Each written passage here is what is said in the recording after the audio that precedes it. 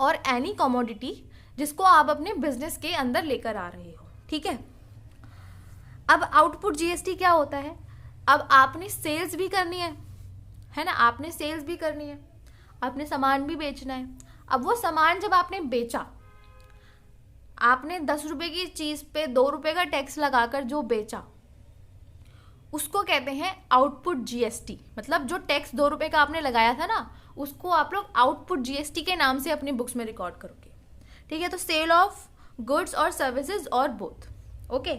या फिर किसी भी टाइप की आपको इनकम होती है, रेंट वगैरह मिलता है, आपको कुछ कमीशन वगैरह रिसीव होता है, अगर उस पर लाइबल है कि उसके ऊपर टैक्सेस लगेंगे, तो वो टैक्स जब पे किए जाते हैं उनको आप कहते हो आउटपुट जीएसटी। अब एक छोटी सी ट्रिक से इसको याद रखना। देखो, आपने परचेज करी, आपके उसमें गुड्स इन हुए, ठीक है। तो जब गुड्स इन हुए, क्योंकि गुड्स एंड सर्विसेज टैक्स है, तो इसको मॉनेटरी उसमें याद रखने की कोशिश मत करना, कंफ्यूज हो जाओगे, उल्टा पड़ जाएगा सब कुछ। गुड्स आए, गुड्स इन हुए तो input GST. Goods out, goods sales किए, गुड्स आउट हुए मेरे बिजनेस से, तो आउटपुट जीएसटी, ठीक है। सिंपल सी चीज है। अब आउटपुट जीएसटी को हम लोग कंसीडर करते हैं एज अ लाइबिलिटी, ठीक है। ये हमारे ऊपर एक बर्डन होता है, बिकॉज आप टैक्सेस कलेक्ट करके मजे नहीं कर सकते, ठीक है। ये टैक्स जाता किसके पास है? गवर्नमेंट के पास है। और बेटा गवर्नमेंट कुछ भी करेगी, आपसे टैक्सेस जरूर लेके रहेगी, तो आपको देना लाइबल हो जाता है ना। वो बात अलग है कि सेट ऑफ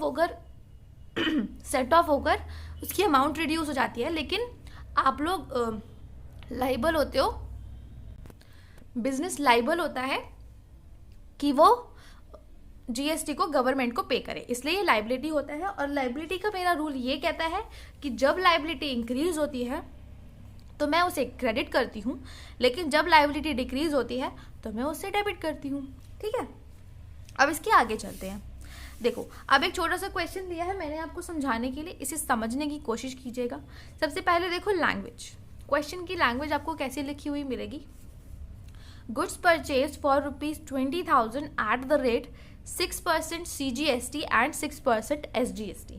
या तो आपको ऐसा लिख कर आएगा, ठीक है, जीएसटी के सामने कि कौन सी जीएसटी को कितने रेट से दे रहा है वो लिख कर आएगा, या फिर ऐसे लिख कर आता है कि SGST और CGST at the rate 6% each. मतलब CGST और SGST लगेगा और आपको कितना रुपए देना पड़ेगा, 6% के हिसाब से आपको टैक्स देना पड़ेगा दोनों के लिए, ठीक है। और अगर आपको सिर्फ जीएसटी लिख कर आए और 2 शहरों का नाम दे दिया जाए, उनके सामने उनका स्टेट लिख दिया जाए, तो बता दोगे अब इंटर स्टेट और इंट्रा स्टेट क्या होती है ना। आपके एग्जाम में क्वेश्चन आएगा नहीं, लेकिन फॉर दी नॉलेज, क्योंकि पता नहीं है भैया एग्जामिनर कब आपसे थोड़ा लगाव रख ले और पेपर अच्छा सा सेट कर दे, इसलिए हर चीज़ क्लियर होनी चाहिए हमारी, है ना। अब देखो इसकी एंट्री कैसे पोस्ट होती है। जर्नल एंट्री हमें पता है। देखो अब इसे टैक्स को भूल जाओ, नॉर्मल टैक्स भूल जाओ कि हमारे पास कुछ टैक्स था। मैं नॉर्मल जर्नल एंट्री कौन सी करती थी? Purchase account debit to cash. अगर यहाँ पर किसी उसका नाम नहीं रखा हुआ क्रेडिटर का, तो मैं कैश में एज्यूम कर लेती हूँ चलो से। कैश अकाउंट कितना? 20,000 और 20,000, ठीक है, नॉर्मल होती थी। ये एंट्री हमारी हमेशा से बनती आई है जर्नल एंट्री की। अब मेरा जीएसटी भी लग रहा है और मैंने आपसे कहा कि जब गुड्स आपके बिजनेस में इन हुए तो आपका टैक्स भी कौन सा लगेगा? इनपुट का, है ना। मतलब अब मुझे इनपुट जीएसटी भी कहीं ना कहीं छापना पड़ेगा, ठीक है। अब देखो इनपुट जीएसटी मैंने आपको बताया कि एसेट का रूल को फॉलो करता है। इसका मतलब एसेट जब इंक्रीज होगा तो मैं उसे डेबिट करूंगी। यहां पर इनपुट जीएसटी क्या हो रहा है?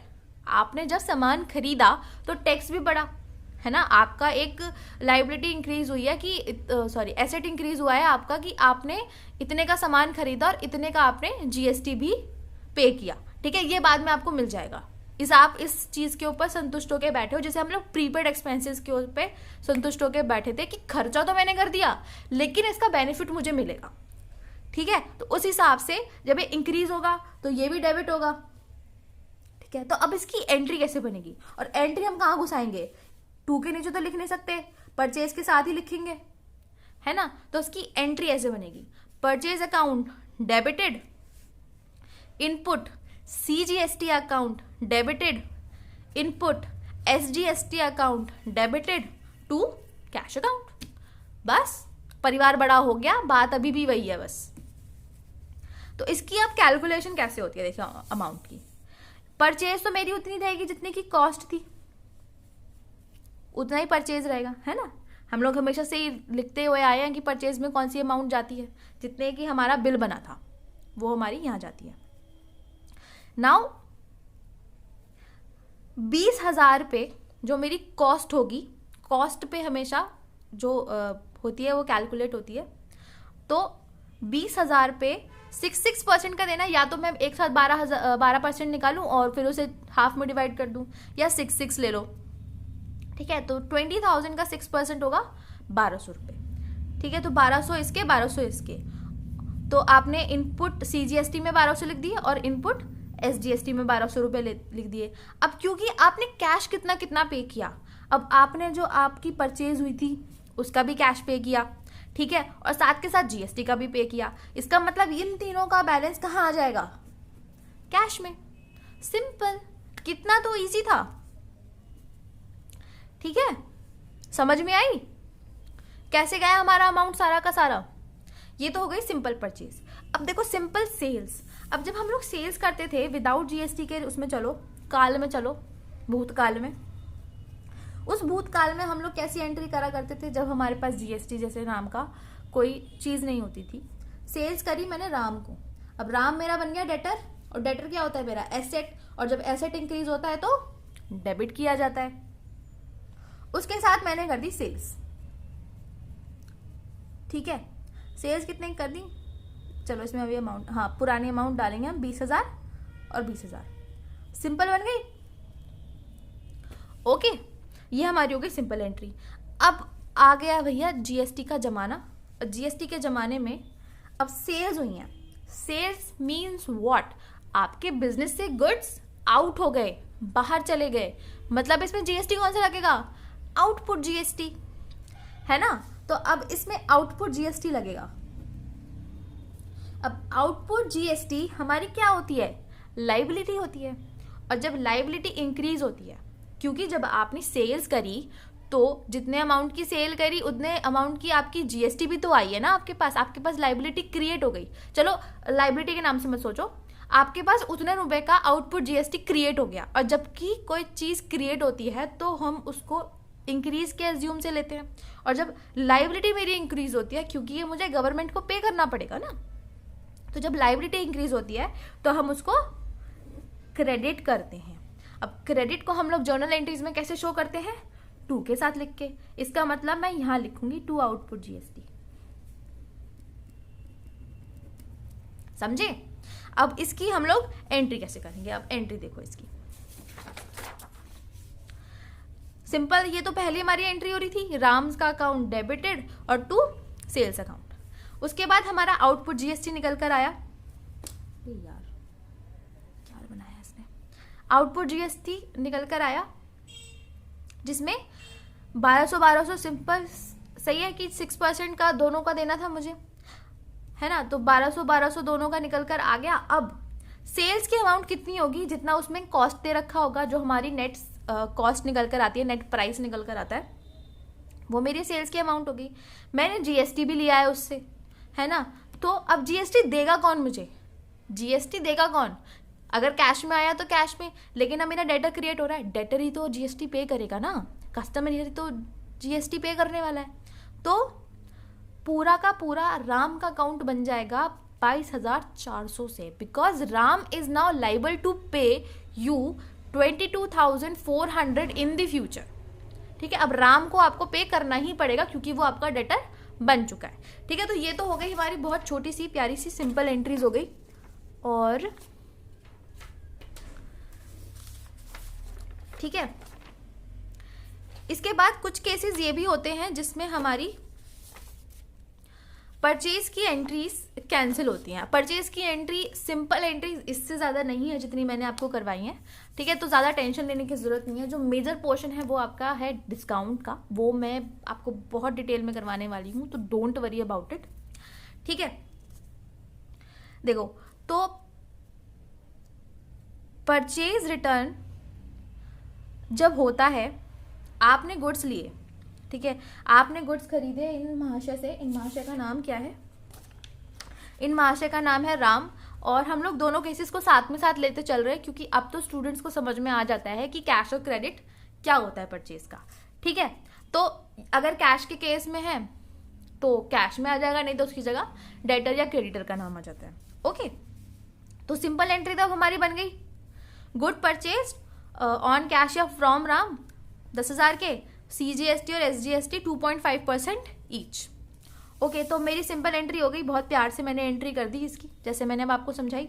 Purchase account debited to input CGST, ठीक है। CGST बाइफरगेट आपको करके लिखना पड़ेगा क्योंकि उसने मेंशन किया हुआ है, ठीक है। और नहीं भी अगर मेंशन कर रखा होता है कि कोई नहीं है, GST का रेट अगर आपको सिंपल लिख कर दे दिया जाए तो आप एज्यूम करोगे उसे कि वो इंट्रा स्टेट ट्रांजेक्शन है, तो मैं उसे इन दोनों पार्ट्स में डिवाइड करके लिखने वाली हूँ, ठीक है। तो सिंपल एंट्री बन गई। अब हुआ ये कांड कि हमें दूसरा केस दे दिया IGST के नाम से। अब देखो IGST में क्या एंट्री बननी चाहिए मेरी, ठीक है। एंट्री तो वही रहेगी, रूल भी वही रहेगा, क्योंकि GST थोड़ी चेंज हो जाएगी, चेंज हो जाएगा बस नाम, ठीक है। रिश्ता वही, नाम नया। Input IGST account debited to या तो कैश होगा या फिर राम का अकाउंट होगा, रहे नाम भगवान का, ओके। ये हुआ हमारा 10,000। अब क्या हो जाएगा, पूरा का पूरा 5% जो होगा वो आपका चला जाएगा IGST के केस में, ठीक है। समझ में आया?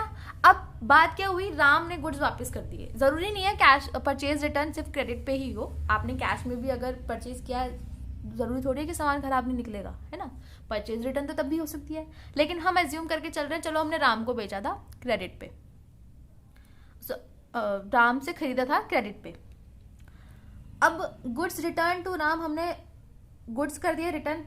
अब इसकी एंट्री नॉर्मल सिनेरियो में क्या होती थी, जब मैं बिना GST के जिन दिनों में जी रही थी, ठीक है, हम लोग क्या करते थे, उसकी एंट्री करते थे, जो कि राम आपका क्रेडिटर था, ठीक है, क्योंकि वो आपका राम क्रेडिटर था और उसको डिक्रीज हो गया। अब इतने अमाउंट से आपने पैसे, उसका सामान वापस कर दिया, तो अब आपको उसके पैसे भी नहीं देने पड़ेंगे, है ना। तो उसका आपका क्योंकि क्रेडिटर डिक्रीज हो गया, जब क्रेडिटर डिक्रीज होता है, लायबिलिटी डिक्रीज होती है, तो हम उसे करते हैं डेबिट, ठीक है। और टू क्या जाता है, अकाउंट परचेज लिखा जाता है यहाँ पर। अच्छा बताऊं, परचेज रिटर्न नहीं होता, purchase return account credit to. अब देखो, ये GST जो आपने पहले मजे मजे में ले लिया था, है ना, कि अरे वाह मैंने परचेज खरीद लिया, अब मैं इसको सेट ऑफ करूंगा बाद में। बेटा जब सामान चला गया तो उसके साथ का GST भी चला गया, है ना। जब आपने सामान ही दे दिया तो आप GST थोड़ी रखोगे। शौक पड़ा है आपको बेफालतू में टैक्स देने का, नहीं ना। तो ये इसके साथ साथ GST भी हमें कैंसिल करना पड़ता है। तो जब GST कैंसिल करते हैं, और अब मैं आपको बहुत अच्छी तरीके से समझा चुकी हूँ कि किसी भी चीज़ को अगर हमें कैंसिल करना होता है तो जो प्रीवियसली चीज़ डेबिट हुई होती है हम उसे कर देते हैं क्रेडिट, और जो पहले क्रेडिट हुई होती है उसको कर देते हैं डेबिट। अब इस केस में मेरा इनपुट GST जो था वो डेबिटेड था, ठीक है। तो अब मैं इसको कैंसिल करने के लिए क्या करूंगी, इसको मैं क्रेडिट कर दूंगी, input CGST and input SGST के नाम से।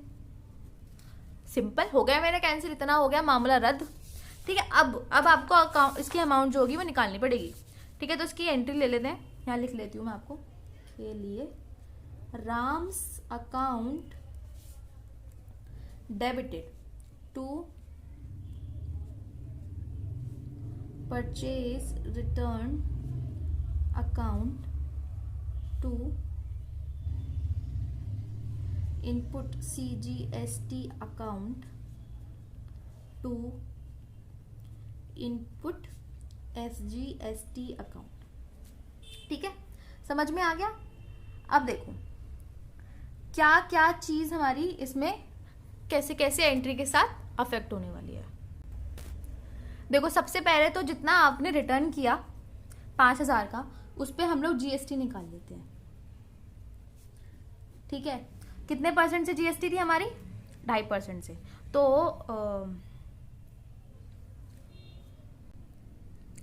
तो इसका 2.5% हो जाएगा मेरा 125, और 2.5% हो जाएगा 125। समझ गए? CGST और SGST। ठीक है, तो देखो सबसे पहले तो यहां अमाउंट टिका दो, 125 और 125। ठीक है, GST का तो हो गया हमारा। अब परचेज रिटर्न में क्या आएगा? जितने का मैंने सामान वापस किया है, जितनी कॉस्ट का, वो मेरा आ जाएगा 5,000 का यहाँ। अब आपका क्रेडिटर जो पहले 10,500 का था, वो भी तो कम हो जाएगा ना, क्योंकि अब आपको पैसे भी तो कम पे करने पड़ेंगे, GST भी नहीं दोगे उसे। तो कितने रुपए से कम होगा आपका? ये होगा 525, 5,250, 5,250 रुपीज। ठीक है, क्योंकि इतने पैसे आपको कम पे करने पड़ेंगे, इसकी एंट्री ऐसे पोस्ट हो जाएगी। अब IGST के केस में क्या होगा? वहां पर हमें बाइफरकेट करके नहीं लिखना पड़ेगा, मतलब अलग अलग नहीं लिखना पड़ेगा। तो उसमें कैसे लिख देंगे हम लोग?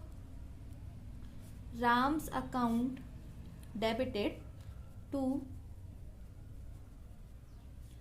Purchase return account to simple input IGST account, और यहाँ पूरी की पूरी अमाउंट आ जाएगी 250, और परचेज रिटर्न में आ जाएगा मेरा 5,000, और मेरा क्रेडिटर कितने रुपए से कम हो गया? 5,250। ठीक है, सिंपल ये थी इसकी एंट्री। अब दूसरे केसेस भी होते हैं। देखो अब आपको कुछ याद आए होंगे, मैंने जर्नल एंट्रीज में आपको समझाए थे कि सेल्स के अलावा जब हमारे स्टॉक में रिडक्शन होता है तो हम उसकी एंट्रीज कैसे पास करते हैं, है ना। तो जब सेल्स के अलावा हमारी सामान हमारा वो होता है, कम होता है, तो उसकी एंट्री हम लोगों को परचेज को रिवर्स करके करनी पड़ती है ना। तो परचेज को रिवर्स करके अगर हमें करनी पड़ेगी तो उसकी एंट्री कैसे होगी? देखो, goods costing ₹10,000 given as charity. ठीक है, तो जिस वक्त हमने खरीदी थी उस वक्त 5% उस पर GST लगा था। अब देखो इसमें कुछ गिवन नहीं है कि इंटरस्टेट है या इंट्रास्टेट है, तो मैं इसे इंट्रास्टेट मानकर CGST और SGST में डिवाइड कर लूंगी। ओके, तो सबसे पहले तो उसकी एंट्री बताओ। अब मुझे सबसे पहले इसकी एंट्री बताएगा कौन? चलो देखते हैं हम लोग साथ में मिलके। सबसे पहले तो क्या हमारा वो होता है, तो इसको हम लोग चैरिटी या डोनेशन के अकाउंट से मेंशन करते हैं, या तो डोनेशन या फिर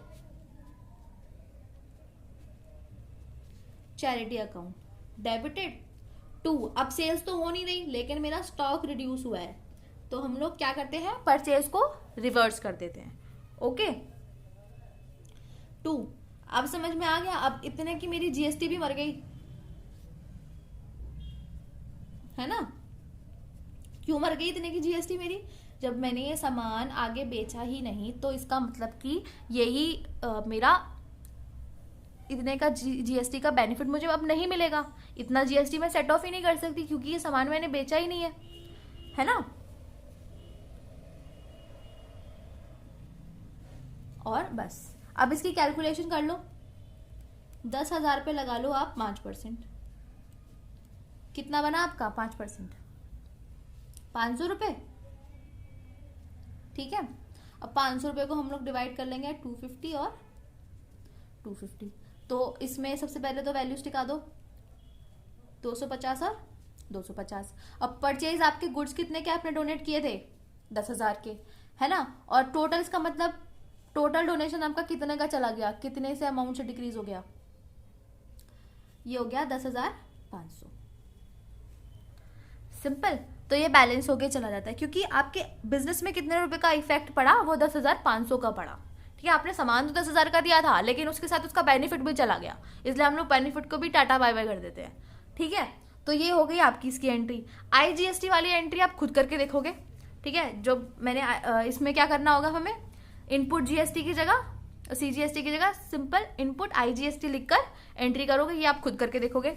अब अगर हमें सैंपल पे दे दिए जाए तो क्या कुछ अलग बनेगी एंट्री, बताओ क्या अलग बनेगी?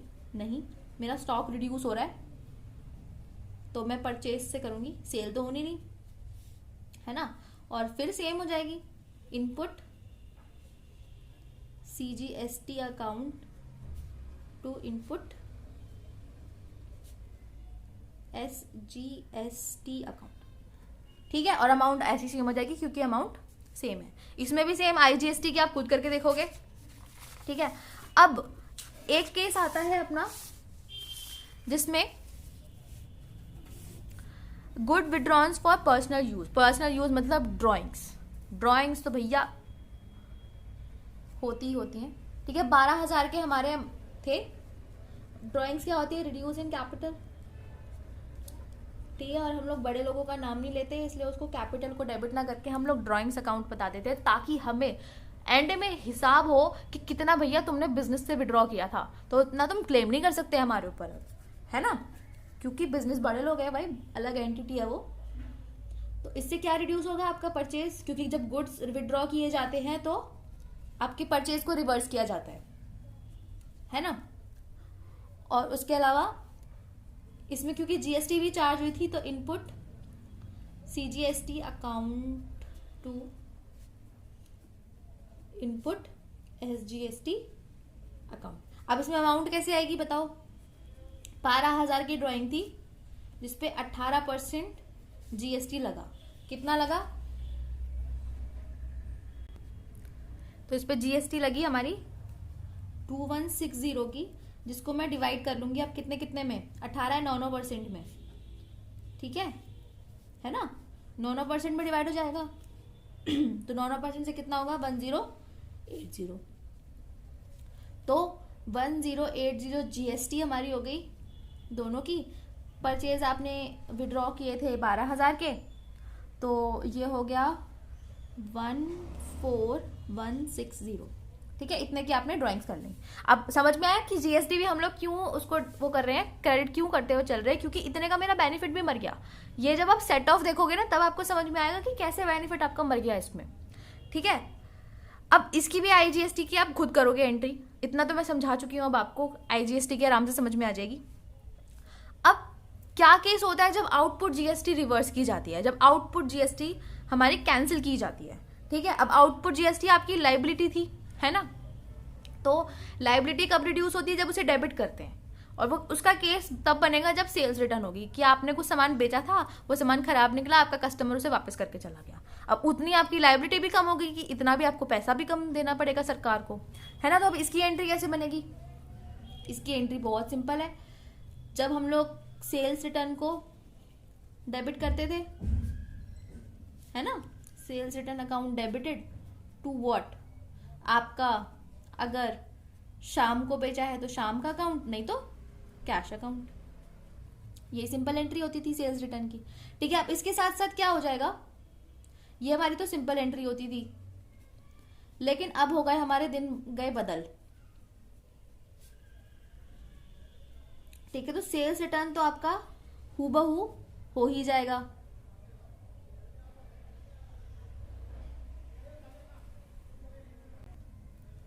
गुड्स सोल्ड टू शाम ऑन कैश। ठीक है, गुड्स सोल्ड टू शाम ऑब्लिक कैश, मतलब दोनों टाइप की पेमेंट में हम लोग सेल्स रिटर्न की ट्रांजैक्शन को रिकॉर्ड कर सकते हैं। ओके, तो इसकी नॉर्मल एंट्री क्या बनेगी, GST के साथ। ठीक है, इसको आप IGST भी ले लो, GST भी ले लो, दोनों ले लो। ठीक है, CGST भी ले लो इसमें, और SGST भी ले लो। ठीक है, तो इसकी नॉर्मल एंट्री सेल की कैसे बनेगी, शाम अकाउंट, चलो से अभी ना हम लोग क्रेडिट पे ही देखते हैं, क्योंकि आपको क्रेडिट पे अच्छे से समझ में आता है। तो शाम्स अकाउंट डेबिटेड, ज्यादा दूर हो गया, टू सेल्स अकाउंट और 2 आउटपुट जीएसटी। ठीक है, output CGST account to output SGST account. ठीक है, अब इसकी अमाउंट हम लोग कैलकुलेट कर लेते हैं। 1 लाख पे 12% कितना होगा? 12,000, जिसको हम लोग 2 हिस्सों में डिवाइड कर लेंगे तो कितना बनेगा? 6,000 और 6,000। ठीक है, तो 6,000 हमने जीएसटी के उसमें चिपका दिया। आपकी सेल्स हुई थी 1 लाख की, और आपका टोटल डेटर जो क्रिएट हुआ है वो हुआ है 1,12,000 का, क्योंकि इसको जीएसटी भी तो पे करना पड़ेगा, इनडायरेक्ट टैक्स का बर्डन है। और आईजीएसटी के केस में क्या एंट्री हो जाएगी हमारी? Simple, Shams account debited to sales account to output IGST account. ठीक है, 1,20,000, 1 लाख की आपकी सेल्स की अमाउंट थी, और ये हो गया आपका 12,000। ठीक है, समझ में आ गया? अब देखो, गुड्स रिटर्न बाय शाम, शाम ने आपको गुड्स वापस कर दिए कितने के? 40,000 के। तो इसकी अब एंट्री कैसे बनेगी? देखो, जब हमारा सिंपल सिनारियो होता था, सिंपल सिनारियो की मुझे ट्रांजैक्शन बताओ जल्दी से। बोलेंगे कि सिंपल ट्रांजैक्शन जब होती थी उस वक्त पे हम लोग करते थे, बहुत सिंपल है ये तो, sales return account debited to Shams account. ठीक है, हमारा डेटर रिड्यूस हो गया, उसे क्रेडिट करेंगे, और किस रीजन से हुआ है? सेल्स रिटर्न से। हमारा इनकम हमारी कम हो गई इससे। ओके, तो इसके उसमें सिंपल हम लोग लिख देते थे 40,000। डिस्काउंट की बात नहीं करी मैं, डिस्काउंट के टाइम पे मत पहुंच जाना कि मैम इसमें से डिस्काउंट भी तो आएगा। हाँ, मुझे पता है आपको बहुत अच्छे से आती है जर्नल एंट्री। ठीक है ना? अब देखो, अब हम लोग जीएसटी रजाई में चल गए। जीएसटी के साथ कैसे होगी? Sales return account debited to Shams account. इतना तो समझ में आ गया है ना? इतना समझ में आ गया। अब आउटपुट जीएसटी, जो मेरी लाइबिलिटी थी, जितना सामान शाम ने मुझे वापस कर दिया, उतने की मेरी ऑब्लिगेशन, उतने की मेरी जिम्मेदारी भी खत्म हो गई कि मुझे सरकार को वापस करना है। इतना जीएसटी मुझे सरकार को सेट ऑफ करने के बाद पे करने की जरूरत नहीं है, क्योंकि ये सामान तो मेरा बिका ही नहीं एक तरीके से ना, वो जो वापस आ गया आपके पास। तो अब उसमें आपकी लायबिलिटी जो जाएगी वो क्योंकि डिक्रीज हो रही है, और जब लायबिलिटी डिक्रीज होती है तो हम उसे करते हैं डेबिट। बिल्कुल सही। तो आउटपुट दोनों को हम लोग SGST अकाउंट डेबिट। ठीक है, अब देखो, आपके सेल्स रिटर्न कितने के हुए? ठीक है, आपके गुड्स कितने के वापस आए? 40,000 के। अब इसमें अमाउंट कैसे हम लोग कैलकुलेट करेंगे? देखो, अमाउंट मैं आपको यहां कैलकुलेट करके बताती हूँ। ठीक है, amount of sales return GST 40,000 पे 12% से निकालोगे आप। ठीक है, ये आया आपका 4800। ठीक है, इसको आप 2 हिस्सों में कर दो डिवाइड, 2400 और 2400। ठीक है, तो यहां डालोगे अब आप 2400 और यहां डालोगे आप 2400, और कितने से आपका डेटर रिड्यूस हो गया? वो हो गया आपका 44,800 से। ठीक है, क्योंकि जितना पैसा 1,20,000 जो शाम को पहले पे करना था, उसमें से जीएसटी इंक्लूड करने के बाद उसमें से वो 44,800 का सामान मुझे वापस कर चुका है। ठीक है, तो इसकी एंट्री ऐसे बन जाएगी। अब आईजीएसटी में सिंपल है, आईजीएसटी में तो कुछ भी नहीं करना होता, बस जो हम लोग अलग अलग करके कर रहे थे उसको हम लोग को क्लब करके लिख देना होता है। सिंपल। टू शाम्स अकाउंट, बस इसमें अब हमारी अमाउंट पूरी टोटल आ जाएगी। ये हो जाएगा 4800 और टोटल डाल दो इसमें। ठीक है, तो ये सिंपल हो गई आपकी रिवर्स की एंट्री की किस किस केस में मेरा इनपुट जीएसटी और आउटपुट जीएसटी रिड्यूस होता है। और इन केसेस को एक बार घोट के पी लेना, ठीक है, इस केस को घोट के पी लेना। इन केसेस को कि purchase, return, goods distribute as sample और goods given as charity, goods lost and theft और ड्राइंग्स। ये जो 5 केसेस मैंने आपको तब समझाए थे जर्नल एंट्रीज के टाइम पे कि इन केसेस में सेल्स नहीं क्रेडिट होता, परचेज को ही हम लोग रिवर्स करके कैंसिल करते हैं, उन 5 केसेस में हमारा इनपुट जीएसटी कैंसिल हो जाता है और इसके साथ साथ सेल्स रिटर्न की बारी आती है जिसमें हमारा वो आउटपुट जीएसटी भी रिवर्स हो जाता है। तो यहां तक अब आपका ये चीज हो गई कंप्लीट। ठीक है, कल हम लोग करने वाले हैं पूरा सबसे इंपॉर्टेंट जो है मेरा जीएसटी में, ट्रेड डिस्काउंट और कैश डिस्काउंट डिडक्ट करने के बाद जीएसटी कैसे कैलकुलेट होती है और कैसे जर्नल एंट्रीज में अमाउंट की पोस्टिंग होती है, वो मैं आपको बहुत अच्छे से एक्सप्लेन करने वाली हूँ।